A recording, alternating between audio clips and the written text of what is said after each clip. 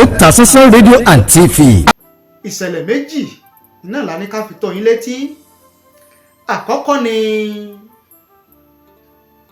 tuntun tá a gbọ́ nípa gbajúmọ̀ òṣèré sinimá lórílẹ̀‐èdè Nàìjíríà MR Ibú. kí ló ṣẹlẹ̀ sí MR Ibú? kí ni tuntun tá a tún gbọ́ nípa MR Ibú? a mú wá fún yín. bákan náà kí ló tún ṣẹlẹ̀ tuntun tó tún ṣẹlẹ̀ láàrin gbajúmọ̀ òṣèrébìnrin Iyabo Ojo àti gbajúmọ̀ olórin takasúfèé tó tún ní iléeṣẹ́ Malias Record lórílẹ̀‐èdè Nàìjíríà, ìyẹn Fáṣọlá tá a mọ̀ sí Naira MARLEY. lákọ̀ọ́kọ́ ohun tá a tún gbọ́ nípa MR Ibú ò ní wípé àwọn tó jẹ́ ẹbí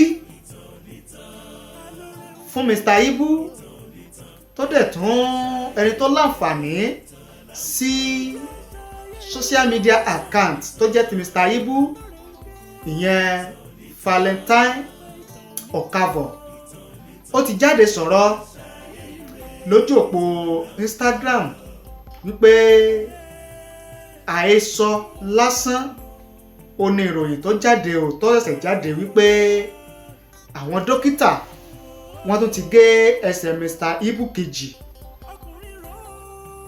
ọmọbìnrin yìí jẹ́ ká mọ̀ wípé irọ́ ni pé kò sí òótọ́ olókan nínú ìròyìn yẹn.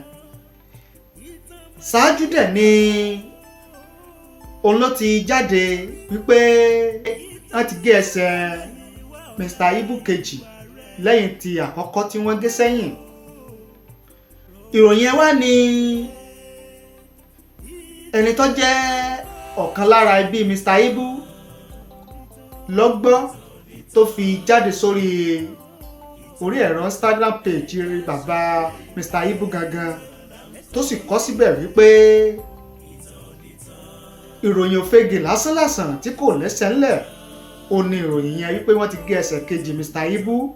ó ní kò sì ti ń jẹ́ bẹ́ẹ̀ o. ó ní nǹkan tó ṣẹlẹ̀ ní wípé àwọn dókítà lẹ́yìn tí wọ́n gé ẹsẹ̀ àkọ́kọ́ MR Ibú kó lè lálàáfíà, ó ní àwọn dókítà padà sọ fáwọn wípé àwọn ní láti ti ṣe iṣẹ́ abẹ kan ní ẹsẹ̀ yẹn kí ó má bàa mú ẹ̀mí MR Ibú lọ.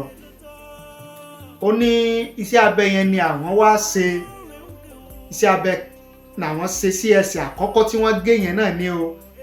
pé ìròyìn ló wá jáde táwọn èèyàn fi ń sọ nǹkan míì wípé wọ́n ti gé ẹsẹ̀ kejì MR Ibú.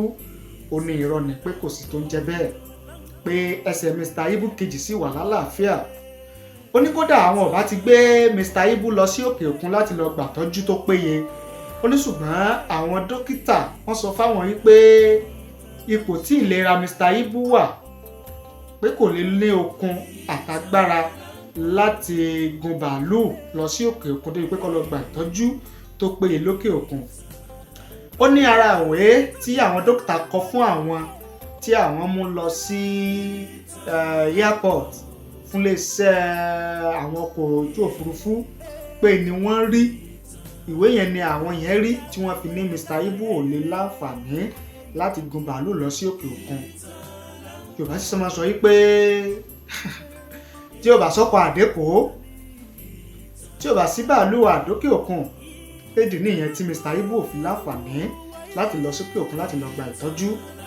ó ní ṣùgbọ́n o wọn àti gé ẹsẹ̀ kejì MR Ibú, àwọn ò sì gbàdúrà pé kí wọ́n gé e, pé àtúnṣe ni wọ́n ṣe, tẹ̀síwájú sí abẹ o ni wọ́n ṣe sí ẹsẹ̀ àkọ́kọ́ tí wọ́n kọ́ gé kí ìyẹn kọ́ lọ báyẹn.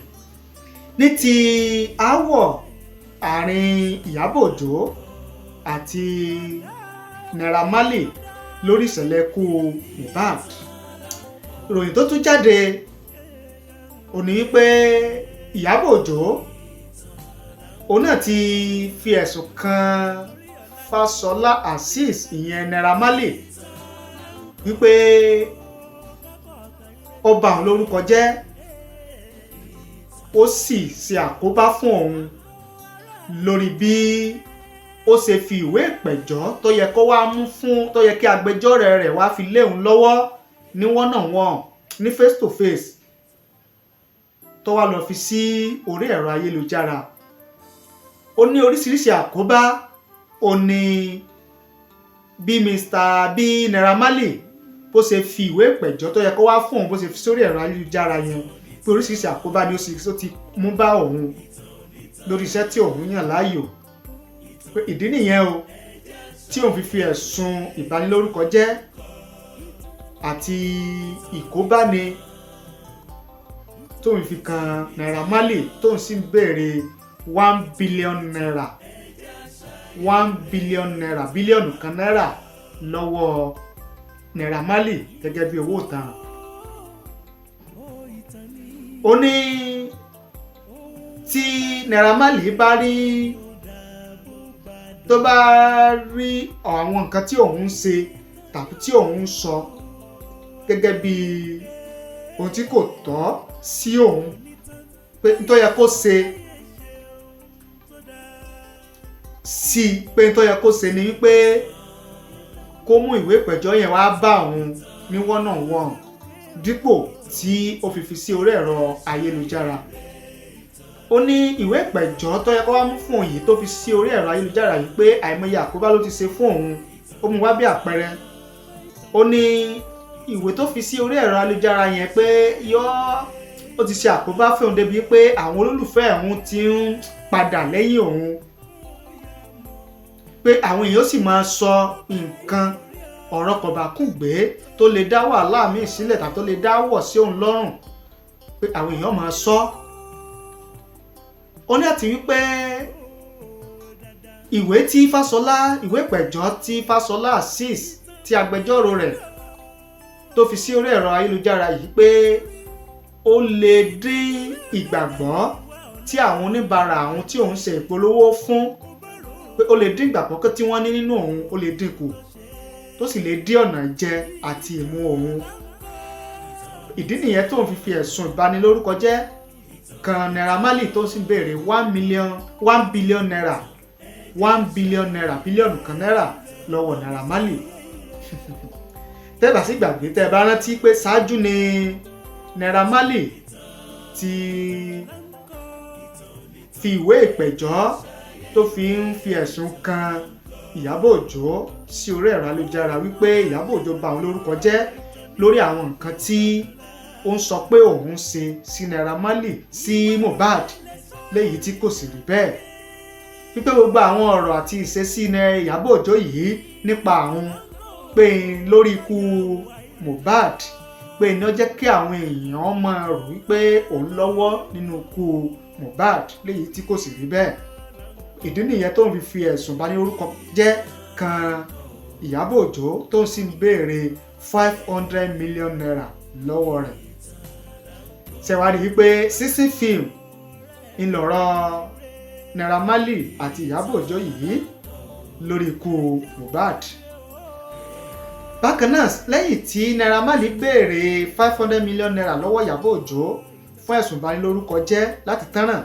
Ó ní ẹni tó jẹ́ ọmọ Iyabo Ojo náà ìyẹn Priscilla òun náà ti jáde sórí ẹ̀rọ Instagram tí ó sì ń sọ̀rọ̀ sí Naira Marley wípé kò yẹ kí Naira Marley máa ṣe bẹ́ẹ̀ sẹ́nu sọ̀rọ̀ sí ìyá àwọn Iyabo Ojo wípé ohun tí Iyabo Ojo tó jẹ́ ìyá àwọn yẹn ti ń sọ nípa Naira Marley pé tí Naira Marley bá fẹ́ dìfẹ́ǹdì rẹ̀ pé ilé ẹjọ́ ló yẹ kó lọ kò yẹ kó máa sọ̀rọ̀ sí ìyá àwọn ní orí social media. Ìdí nìyẹn tá a sọ wípé sísìn fíìmù ńlọrọ̀ Iyabo Ojo àti Naira Marley lórí ikú Mohbad. A sì ní àṣàìsọpá àníwò tán ṣùgbọ́n bó bá ṣe ń lọ àti bó bá ṣe ń tẹ̀síwájú bí nǹkan bá ṣe ń rí láàrin Iyabo Ojo àti Naira Marley lórí ikú Mohbad a máa mú wá fún yín tẹ́ mọ̀ rí gbọ́ tẹ́ sì mọ̀ bí nǹkan ṣe ń lọ lórí ìkànnì yìí. Ẹ ṣé bẹ́ẹ̀ ṣe ń wò wá ẹ ṣé bẹ́ẹ̀ ṣe ń gbọ́ wá.